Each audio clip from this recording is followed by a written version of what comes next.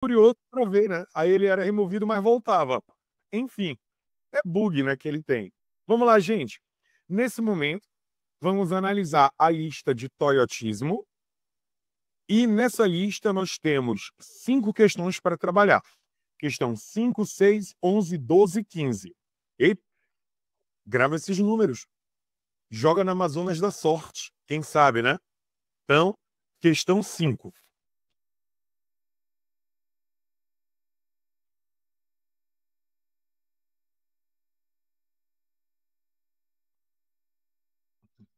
Ah, e outra informação agora, né? Antes de eu começar. Meu povo, se são 3 listas. Quando tu me mandar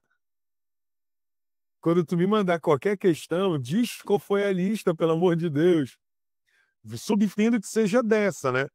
Então agora nós temos mais uma. Isso, valeu, valeu. Mas tá vendo? Olha só, como é que eu não entrego o meu aluno, não.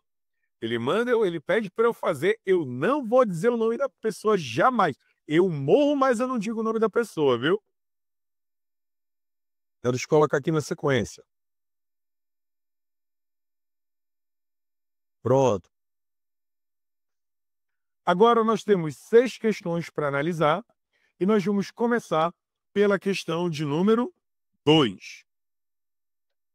Pelo- Pô, agora eu entendo por que que a gente vai ter dúvida na questão número 2. Mano, desculpa, mas olha o tamanho desse texto. Imagina assim, tu fazendo o Enem, cara. 90 questões. A tua cabeça tá para explodir. Tu tá doido para sair fora, tu não aguenta mais fazer prova, tem um leproso sentado numa cadeira fazendo nheque, nheque. Aí tu olha pro lado aqueles moleque catarrento sugando catarro e o ar-condicionado pingando e a velha que tá na sala de aula lá, que é a fiscal, tá conversando, fofocando, falando da vida dos outros. Tu cansado e tu ainda tem que ler uma desgraça desse tamanho. E sabe o que que é o pior?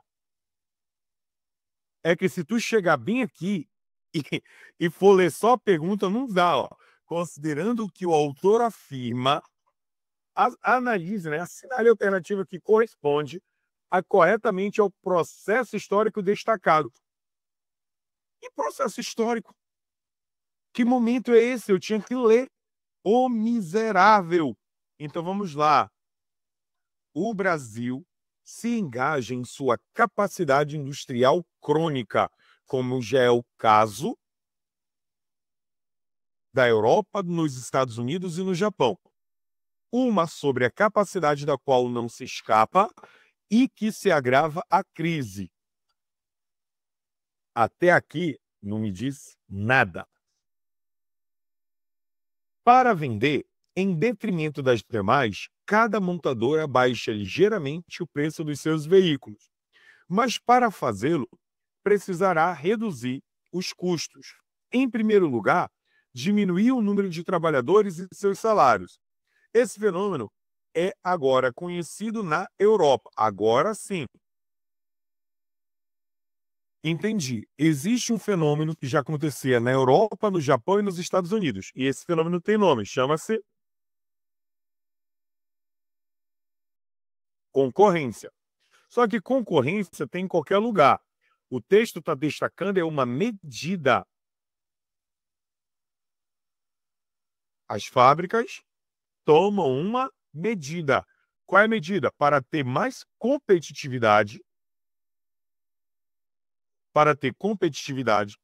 essas fábricas são responsáveis por baixar o preço. Porra, inventaram a roda. Eu, Miguel Guerra. Tem outras salinhas de geografia na cidade de Manaus? Tem. Como é que eu consigo vencer as outras salinhas, os meus concorrentes? Baixando o preço. O nome disso é dumping. Vou fazer concorrência desleal pro meu colega falir. Nesse caso é o Alex, viu? Alex, abre teu olho. Então, aí. E o Velas também, né? Mas para fazê-lo, precisará reduzir os custos. Aí vamos lá. Como é que eu consigo praticar um preço mais barato? Eu reduzi custo, irmão. Quais são os custos que eu reduzi? Não tenho um aluguel, não tenho que pagar mais aluguel, não tenho mais que imprimir material, não tenho que lavar o local, mano. Tinha salinha presencial. eu tinha salinha presencial, eu dava aula nos cursinhos, nas escolas, ainda tinha que ir lá para o parque, lá pro Vera Alves, dar aula e depois limpar o vaso sanitário, que ainda tinha umas almas cebosas que estragava o vaso sanitário da salinha e deixava uma madeira que entupia e empestava o prédio todinho. E aí, como eu dividia a salinha com o professor Paulo de biologia, pô, o Paulo chegava, ele, pô, Miguel, conversa com esses teus alunos, agora imagina eu conversar com meus alunos, né? Teus alunos aí já é a terceira, quarta vez que não dão a descarga, como é que não dá descarga, que não passa? E eu tinha que fazer isso. Aí, irmão, pô, eu ia contratar uma diarista, mais um gasto para poder fazer isso, né? É explorar o próximo, né? Terceirizar, que eu não quero sofrer limpando lá. Então, eu começo a entender as fábricas aí. O que que a montadora fez? Ela demitiu, ela arrumou uma forma de reduzir o custo. Só que aí, o que que o texto vai dizer? Cada trabalhador vive na angústia do anúncio do fechamento de sua fábrica. Opa, essa é a chave. Cada trabalhador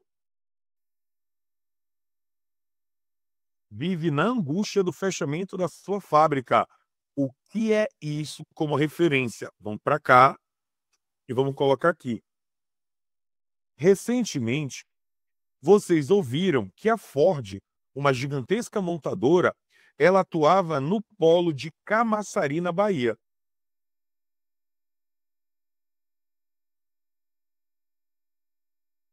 Então, a Ford, uma grande empresa, atuava em Camaçari, na Bahia. Vou perguntar no chat aqui.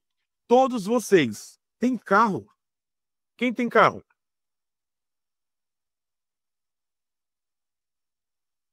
Beleza, Fábio tem carro. É da Ford?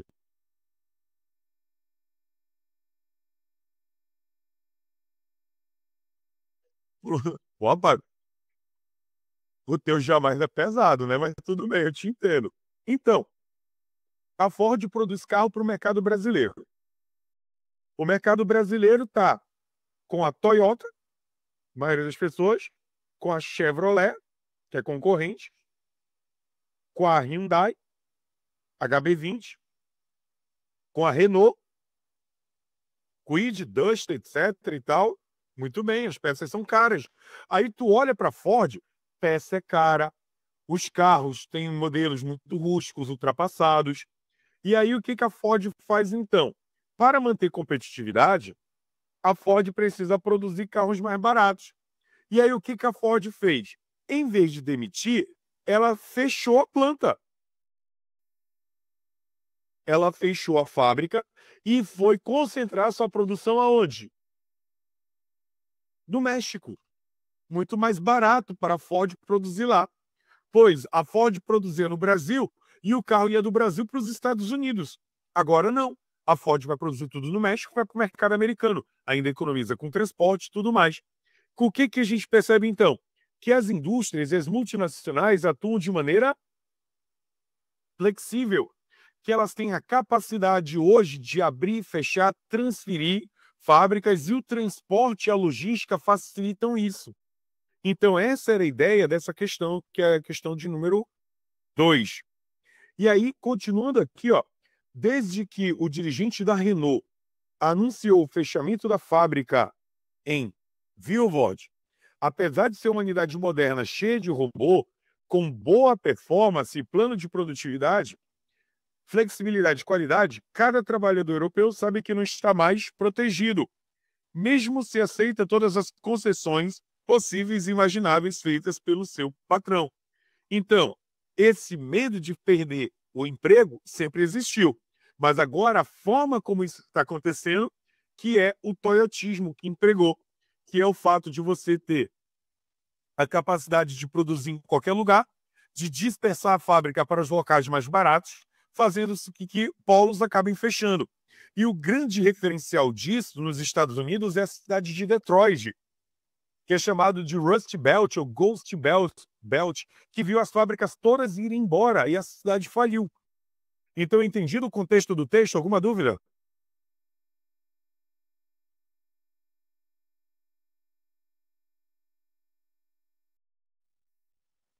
Ok, então agora que a gente abordou o texto, Vamos lá. O texto o texto é a introdução do toyotismo. Por isso que você não poderia marcar a letra A. Porque a letra A está dizendo para a gente que o toyotismo foi substituído pelo fordismo, e ao contrário, o toyotismo é um momento pós-fordista. B. Redução dos salários. Vamos lá. Foi o que o texto mencionou. E aqui nessa parte, a da Renault, ele reforça isso. Ó. O trabalhador europeu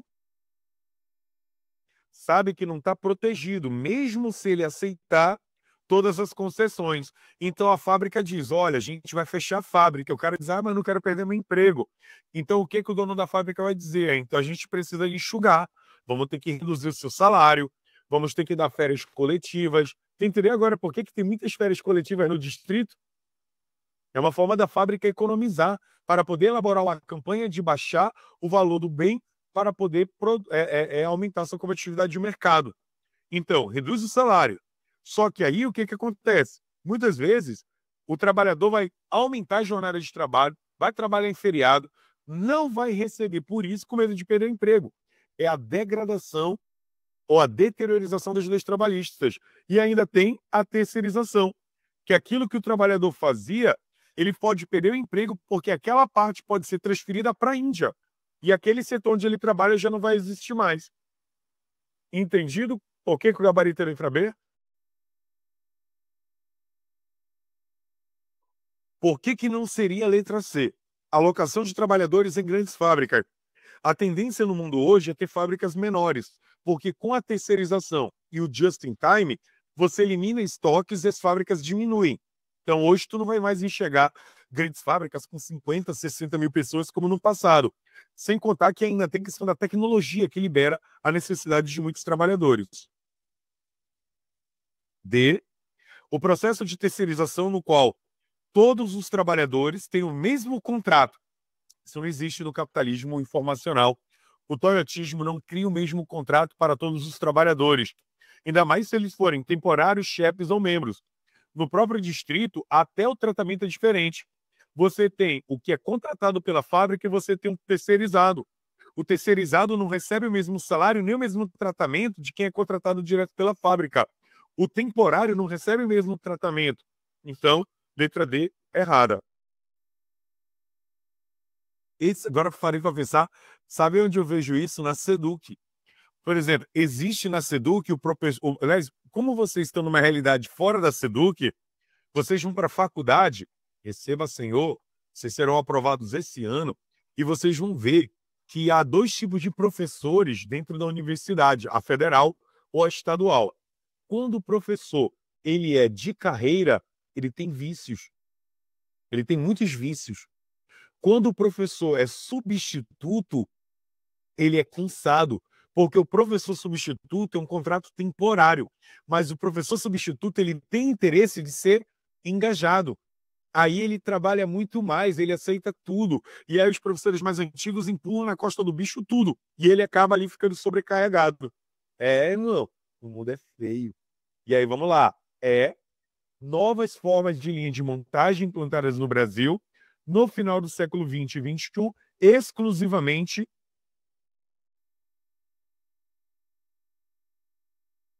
o erro é isso, tá? Pô, a linha de montagem vai variar conforme o tipo de fábrica. E quando se fala muito em linha de montagem, tu pensa no Fordismo. Então, tipo assim, a letra E não está relacionada com o processo no texto, não tem nada a ver com o texto, que é uma questão da fábrica fechar para reduzir o custo, realocar as ações da fábrica. Entendido, então, a questão de número 2? É questão porrada, mano. Olha o tempo que eu gastei até para ler esse negócio.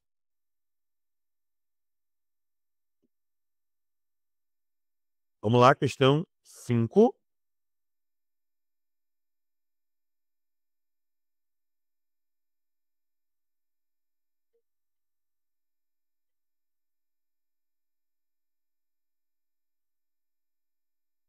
Na questão 5, eu acho que fez bastante sentido essa expressão desmaterialização da fábrica.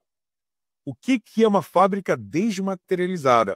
Segundo ele, é uma fábrica que tem menos pessoas, mais programas de computador, mais máquinas automatizadas, personalização dos produtos de luxo, distanciamento entre vendedor e comprador, rapidez na entrega são os maiores eixos dessa nova revolução. Nitidamente, ele está trazendo para a gente, na questão número 5, com a desmaterialização da fábrica, um processo que começou lá no toyotismo. O que o toyotismo vai estimular? Ele estimula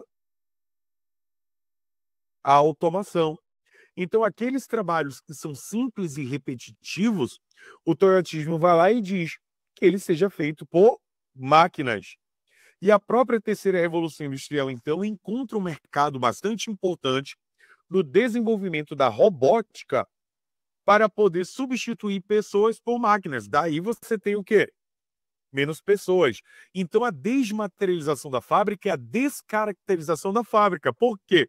No nosso ideário, a fábrica ainda tem aquela visão fordista, de muita gente trabalhando, fixa, numa rotina, fazendo gestos simples e repetitivos e sendo controlada pelo tempo. Só que o toyotismo, ele acaba com isso, criando uma fábrica com menos pessoas, que trabalham de maneira flexível, mas que trabalham por produtividade. Essas pessoas aí, elas vão trabalhar nas fábricas em um sistema produtivo que é totalmente diferente do Fordismo, porque elas vão ter múltiplas funções, o trabalho polivalente e tudo mais. Mas aí a gente vê aqui uma outra característica, que é bem toyotista, onde ele coloca esse termo, que é a personalização. O que é personalização? A customização. A produção por demanda, com características de produtos que o consumidor exige. Logo, esses produtos se tornam mais caros porque são personalizados. E o que é o distanciamento entre o vendedor e o comprador? O e-commerce.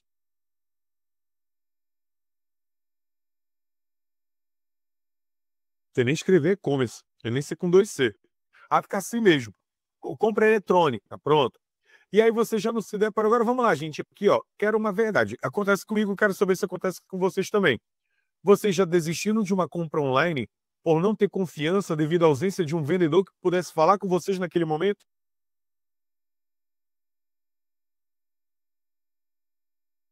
É, isso acontece. Ou seja, a gente tira a humanização da compra e torna a compra algo muito robotizado. Enfim. E aí, é lógico que se eu vou praticar o e-commerce, eu preciso ter o quê? Rapidez na entrega. Daí a eficiência das telecomunicações e do transporte. E agora vamos lá.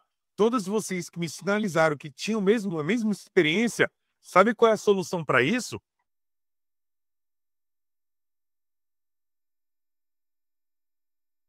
O telemarketing e, de preferência, terceirizado. As empresas contratam telemarketing, o telemarketing vai responder essa tua dúvida na compra. E o telemarketing presta serviço para a empresa, ou seja, é uma central de telemarketing prestando serviço para várias empresas, oferecendo informações que as empresas repassam, e aí você não vai falar diretamente com a empresa, e sim com o setor contratado por ela. Entendido como é que funciona?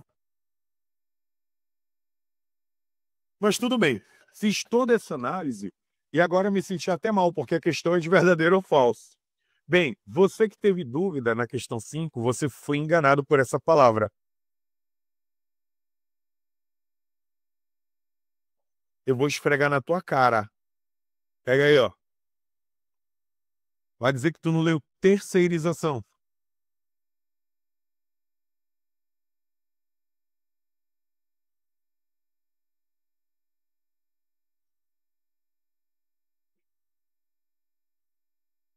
Safadeza, né? Imagina, agora vamos lá, gente. Vocês que estudam para o vestibular, vocês são cansados. Eu não vejo o rosto de vocês porque a vida é fake, tá? Alguns alunos aqui eu já vi presencialmente. Eu conheço a Tainara, já, já, já tive presencialmente com a Beatriz, estou aguentando vocês aqui, tá bom? Já tive presente aqui com só vocês dois, né? E o Fábio também. Mas o resto, eu não, por exemplo, Inaê, desculpa, eu não te conheço. Aqui tu é um I, só tem um I aqui de Inaê. Mas, mano, vocês não, ó, essa foto bonita, Marcela, que tá aqui e tal, é a foto do Google. Vocês são cansados. vocês têm olheira, vocês têm uma rotina pesada de estudo, trabalho, estudo. Tem gente que faz faculdade para estudar para o vestibular, só o pó da rabiola, tá? A vida é fake, a rede social tem que parecer bonito mesmo. E tu quer chegar a isso aonde, irmão? Para justificar que isso aqui é safadeza, irmão. Isso aqui não se faz no vestibular, não. O cara que está fazendo 84 questões da UEA, tu acha que ele vai ler?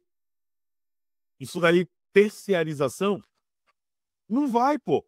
Então o cara fez de propósito. O que que é terceirização? Terceirização é a expansão do setor terciário. E o que que é a expansão do setor terciário? Vamos pegar e aplicar a frase. Nós estamos tendo a terciarização da agricultura. Então, o que é que eu estou dizendo? Que a agricultura está se modernizando e hoje você enxerga no campo mais empregos do setor terciário. Você vê a presença de serviços e comércio. Países subdesenvolvidos estão terceirizando as suas economias. Então, está tendo ampliação do comércio e dos serviços. E aí tu percebe que isso não tem nada a ver com o contexto do toyotismo, que é a base da questão. Então, o item 1 é falso. Aí o leproso em top de item 1 aqui, que é para matar o cara.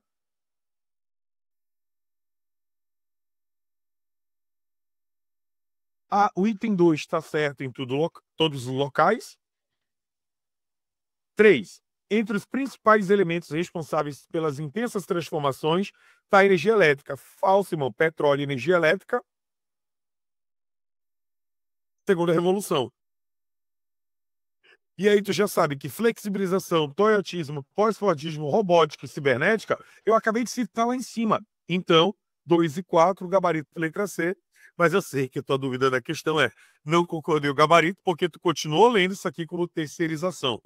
E fique tranquilo, vocês não são os primeiros e alunos meus aprovados em medicina em primeiras colocações também tiveram a mesma dúvida que você nessa questão e também leram terceirização. Vocês estão no caminho certo. Fica tranquilo. Não se sintam mal por isso. O professor também leu da primeira vez. Questão 6.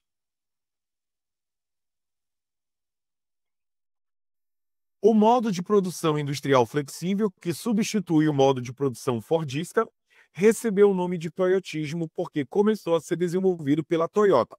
O toyotismo constitui-se um novo modelo de produção econômica que utiliza equipamentos tecnologicamente mais avançados, evita desperdícios. Então a questão é sobre o toyotismo. Vamos lá. Ele quer saber sobre o toyotismo e vamos para a letra A. Na letra A, ele diz: a prática da terceirização da mão de obra. É que o meu microfone caiu. Pronto.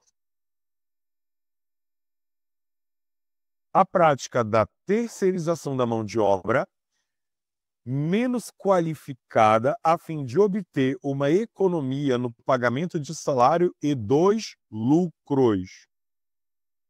Acabou. Letra A.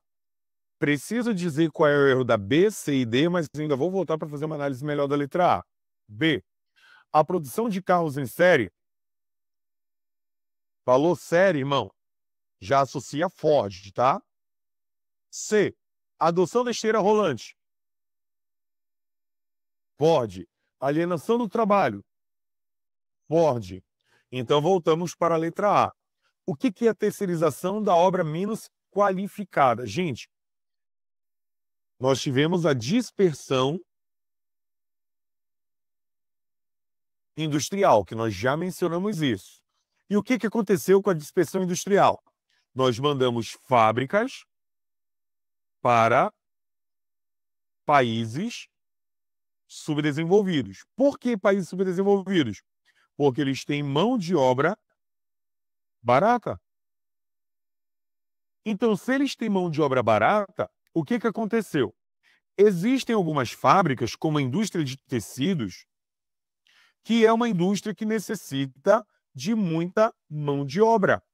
Então, a indústria de tecidos vai ficar em países desenvolvidos. Por quê? Se ficar lá, vai pagar em euro, vai pagar em dólar, vai ter muitos direitos trabalhistas, muitos benefícios. Então, o que a indústria de tecidos fez? Ela se mandou para países subdesenvolvidos. E aí, o que as marcas fizeram? As marcas, então, fecharam as suas fábricas e passaram a importar de fábricas em países subdesenvolvidos. Se isso acontece, então quer dizer que hoje a Gucci, a Balenciaga, e mais, a Ralph Lauren, essas empresas elas não têm fábricas próprias. Elas importam roupas de Bangladesh. Etiquetam essas roupas, elas são chamadas de maquiladoras. E por que a Balenciaga vai fazer isso? Porque ela vai ter economia ao terceirizar, já que em Bangladesh o salário é mais barato da mão de obra menos qualificada. Entendido por que a letra A?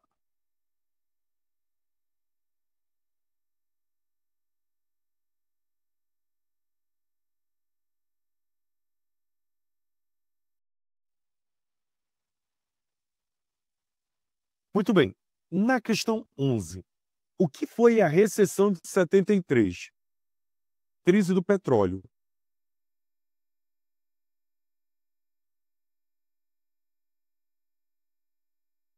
Opa, isso me deu uma ideia.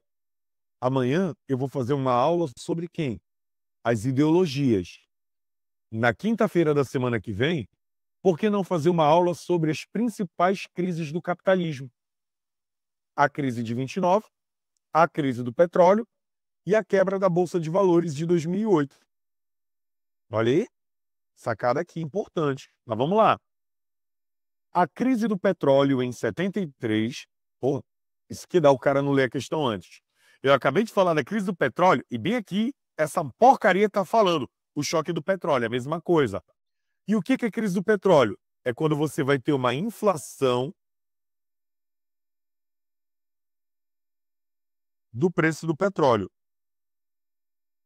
Devido ao conflito árabe-israelense, a Arábia Saudita, junto com outros países árabes, diminuem a produção de petróleo para forçar o aumento dos preços, para afetar os Estados Unidos. E isso gerou uma crise porque quebrou a economia americana. E como a economia é integrada, todos os outros países também passaram por dificuldades.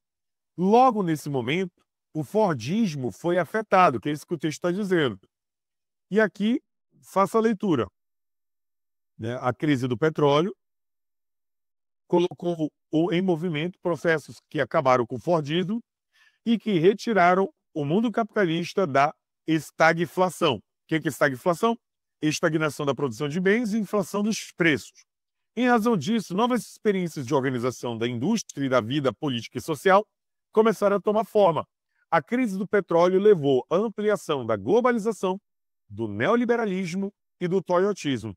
E ele disse tudo isso, ele chamou de acumulação flexível. Sobre a acumulação flexível, o que é acumulação flexível? Toyotismo. Falou flexível? Toyotismo. O que é acumulação flexível? Globalização. Todos os dois estão juntos.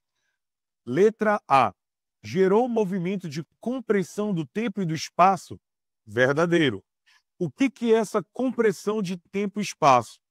Bem, no período das grandes navegações, o mundo era muito grande, porque a gente andava com caravela. Depois a gente inventou a locomotiva, o mundo ficou menor. Aí inventamos o avião de jato de passageiros, o mundo é menor. Criamos a internet e o espaço foi comprimido. As distâncias hoje parecem ser menores, porque as informações chegam de maneira simultânea e os meios de transporte estão mais velozes. E isso também vai se dar devido à queda dos custos de transporte e telecomunicações. Então, verdade. B. Desestruturou os processos de trabalho e os padrões de consumo devido à eliminação da produção a nível... Isso aqui é característica do Fordismo. E o toyotismo, a Toyota, o toyotismo, mudou a nossa forma de trabalho, mudou o nosso padrão de consumo eliminou a produção uniformizada, criando que produção? A por demanda, e o just-in-time diminuiu os estoques. Então, verdade.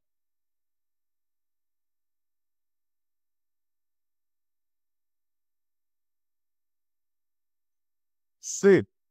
Regulamentou a distribuição de componentes e subcomponentes em escalas mundiais devido... Aí,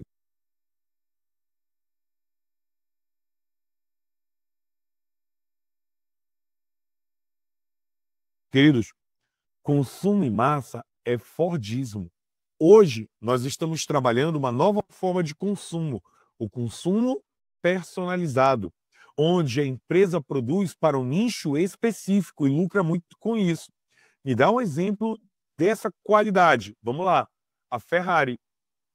A fábrica da Ferrari é extremamente bilionária e ela não produz carros para todo mundo, porque qual é a ideia? A produção limitada gera... Tem uma palavra para isso. A produção limitada gera... Eu me esqueci a palavra agora. Vocês tentam me ajudar aí. Exclusividade.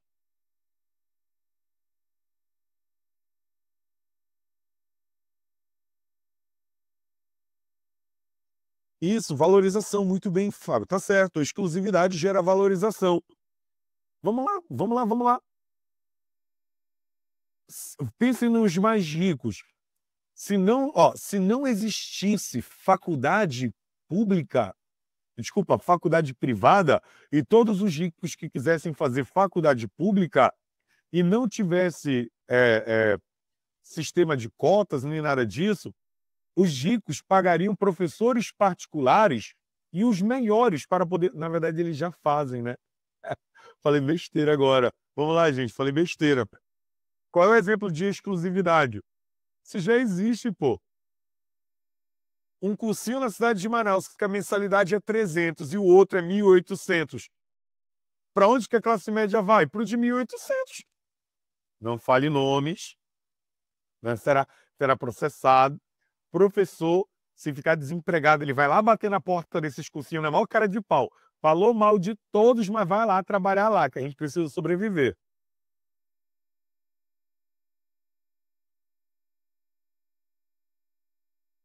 Meus alunos, sabia que eu recebo críticas de alguns professores, mas não assim pesadas, né? A crítica é em relação ao valor da minha salinha, mas eu faço dumping, entendeu? Eu sou do mal.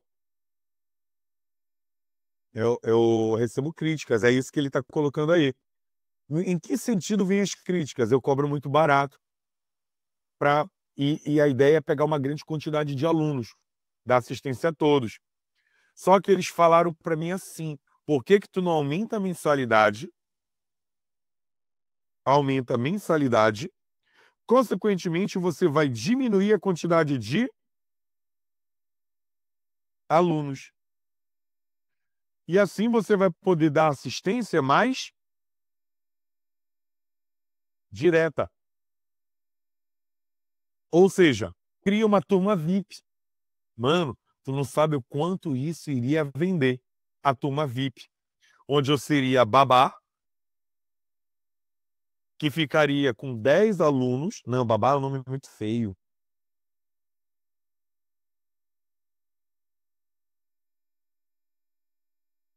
Ah, não, desculpa, gente, já existe. Pô, tudo que eu estou criando aqui já existe. É a mentoria. Uma forma de deixar o ensino mais VIP, cobrando mais caro para ter menos alunos. E a ideia é de que menos alunos eu tenha mais resultado, porque eu vou dar assessoria direta àquelas pessoas. Traduzindo, tudo isso, estou falando aqui de maneira puleira, né, que é o termo amazonense, mas é uma ideia toyotista da questão da personalização do trabalho. Entendido, então, gente, por que que é a letra C? Entendido a característica até nos serviços da personalização?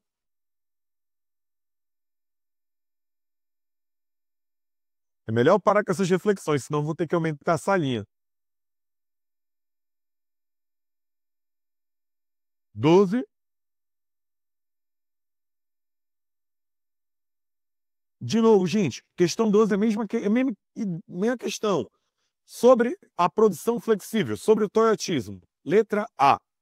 Numa maneira de produzir e vender semelhante ao Fordismo. Não, gente.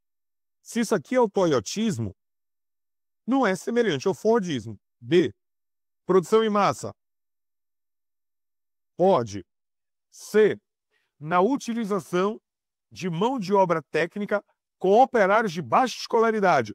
O toyotismo prioriza trabalhadores qualificados que possam ser polivalentes. Quem faz isso é Ford. D. Preocupação com controle de qualidade,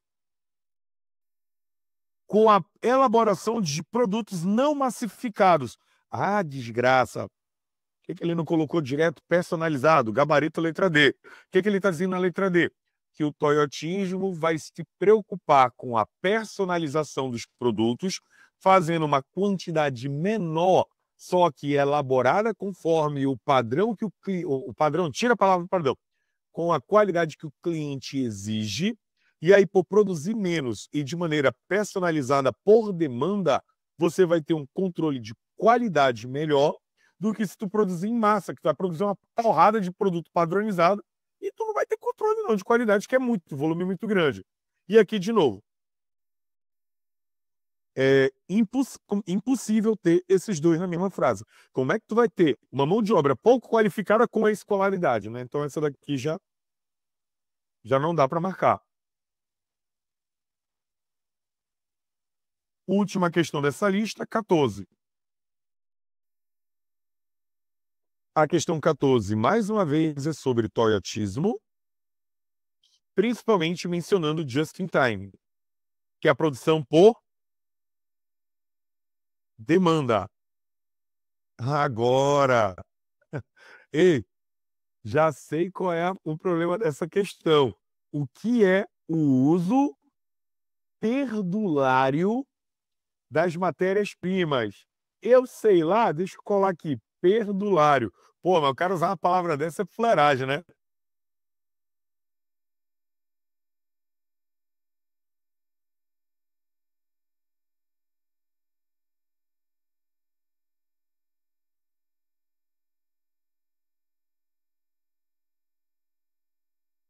Pronto. Então tá aí. O que é o uso perdulário? O conceito de perdulário é esbanjador, é gastador, é isso que é o pendulário. Perdulário. Aí vamos lá. Quem é que gasta muita matéria-prima? O Fordismo. Como o toyotismo produz por demanda, então quer dizer que ele vai utilizar a quantidade exata de matéria-prima. Ou seja, o toyotismo trabalha com o princípio de produção enxuta. E justamente por isso tem menor desperdício. Então, tudo que tem um está errado. 2 está certo. Dependência da produção, a capacidade de absorção ao mercado. O que significa a frase? O toyotismo se adapta à demanda. Então, se existe um aumento da demanda, a fábrica produz mais. Se existe uma diminuição da demanda, a fábrica produz menos. No Fordismo, você não tem essa flexibilidade. 3.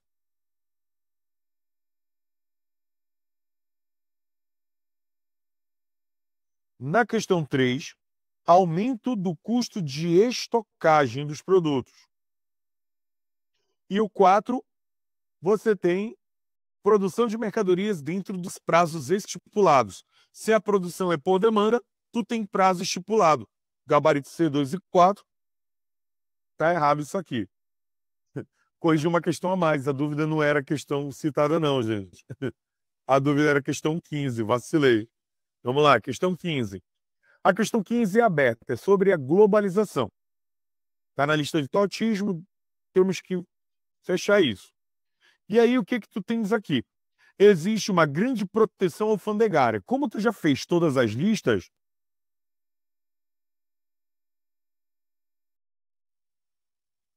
o neoliberalismo ele combate a proteção alfandegária, promovendo o livre comércio. E a partir do princípio de um livre comércio, você tem mais fluidez na circulação de mercadorias. Por isso que a globalização e o neoliberalismo não vão afirmar o item 1, porque eles combatem isso. 2 está certo. A produção industrial hoje é para a eliminação e redução dos estoques a partir do toyotismo just in time. E aqui é o item 3. O que é a renúncia fiscal? Incentivo fiscal. Unidades da federação. O que é isso? Estados, Miguel, é o Amazonas, o Pará, a Bahia. O que esses estados fazem? Eles oferecem incentivos fiscais. Para quê? Para atrair investimentos externos. E isso faz com que a produção se espalhe. Ou seja, é um termo que tu vai estudar mais uma vez lá na frente, chamado de guerra fiscal. Então, a guerra fiscal é responsável por espalhar, dispersar a produção. Entendido por que é 2 e 3 a letra D? E faz parte do neoliberalismo.